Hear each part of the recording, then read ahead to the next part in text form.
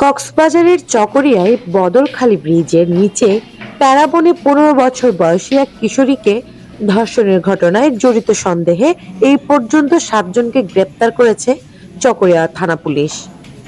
সোমবার সকাল ও মঙ্গলবার বিকাল 5টা পর্যন্ত অভিযান পরিচালনা করে তাদের গ্রেপ্তার করা হয়। তারা হলেন মোহাম্মদ কাজল, মোহাম্মদ শাহজাহান, মোহাম্মদ বশির, সজীব, ছোটন, তাজুল ইসলাম ও অমিত হাসান।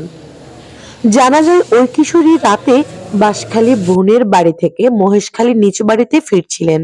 গত রোববার রাত 10টার দিকে বদরখালী ব্রিজ থেকে মহেশখালীগামী সিএনজি অটোরিকশায় ওঠে। পরে ব্রিজের উপর গিয়ে গাড়ি নষ্ট হওয়ার অজুহাত দেখিয়ে চালক অটোরিকশা থেকে নামিয়ে দেয় ওই কিশোরীকে। এ সময় 4 যুবক মুখ চেপে ধরে ভয় দেখিয়ে সড়কের পার্শ্ববর্তী বেড়িবাঁধ সংলগ্ন প্যারাবনে নিয়ে যায়। পরে 8 যুবক মিলে ওই কিশোরীকে ধর্ষণ করে। এরপর কিশোরী জ্ঞান হারিয়ে ফেলে। জ্ঞান ফিরলে সে সড়কে এসে চিৎকার দিলে লোকজন জড়ো হয়ে তাকে উদ্ধার করে চকরিয়া উপজেলা স্বাস্থ্য কমপ্লেক্সে ভর্তি করে। ইতিমধ্যে 7 জনকে গ্রেপ্তার করা হয়েছে। শীঘ্রই সম্পৃক্ত সকলকে গ্রেপ্তার করতে সক্ষম হবে বলে জানিয়েছেন চকরিয়া থানার ওসি মোহাম্মদ মঞ্জুর কাদের ভূঁইয়া।